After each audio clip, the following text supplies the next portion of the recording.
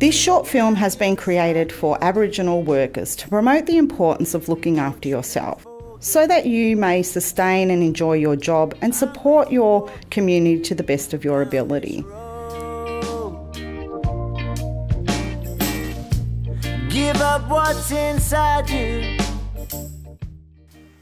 What I do like about my job is the fact that we help them mob out. The fact that they come in and actually realise they've got a problem and they're coming to me to help them out. That's, it's satisfying at the end of the day when I'm going home. I love my job because I like delivering a well-needed service to the community. And the other thing I love about working with my mob is it's a community thing. It's you're working with your own mob. That's what I like about my job is interacting with people. That's probably the thing that, and community. That would be the two things that I, aspire to get up in the morning and go to work.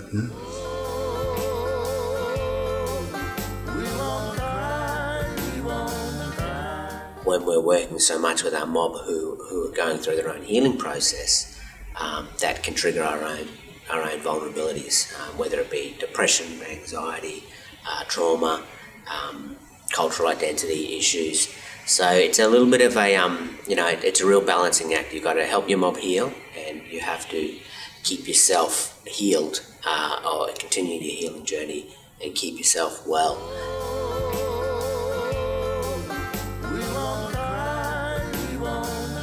I think the first sign usually, or quite often anyway, is just that sense of feeling overwhelmed with the task that you normally feel pretty in control of. So your stress threshold gets lower. That's a really good sign. That's the first sign that you're not travelling too well, or that you haven't got your normal reserves. Another sign is just feeling really tired, which is related. You start to feel exhausted and you don't have that go in your engine. Another sign is that you can start to feel disconnected with people. In a way, sometimes that's the mind and the mind, the body and the emotions way of bringing your energy back in, because there's a lack of, and you're feeling flat. So it's almost like you start to withdraw from people without having any control over it, just getting a little bit more distant and less engaged with people, I think is another sign of depression or burnout.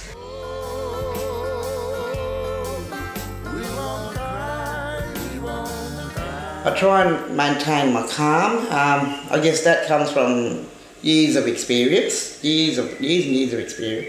Just step back, calm down. If you have to say, no, I can't see you have to come back tomorrow, do so. And that they'll understand that if I can't help them myself, nothing wrong picking up the phone and ringing somebody else. Also help in the way of looking after ourselves as in we get a counsellor and debrief. So we're very lucky. And I make a good practice of leaving my phone at work, because if you take it home, you'll take problems. You'll answer it, What we do at the end of each week, we sit in a circle and talk about our week, and if something's happened bad, we talk about that, and then you get feedback from everyone, So we're leaving it at the end of the week, we're leaving work at work and can have a good weekend and come back to it. And it's really, really important to shut off it. Come 5 o'clock that we go home, we can't do nothing. If we do those things and have other things in practice and place for us to, as I said, have a hobby, do some other things that I think a lot of our people go to work and then go home and don't have those hobbies or don't have those things that, But they are really important to take your mind off what you're doing, and it prepares you for the next day to refresh and start again. Don't have lunch in your office, don't have lunch in your near your workstation. Actually go for a walk, get away from the building. That time is your time, and that way, and I always maintain the fact that if you look after yourself, that enables you to look after your clients or patients or whatever it is. And that's what I'm saying, if we act erratic, our clients will be erratic.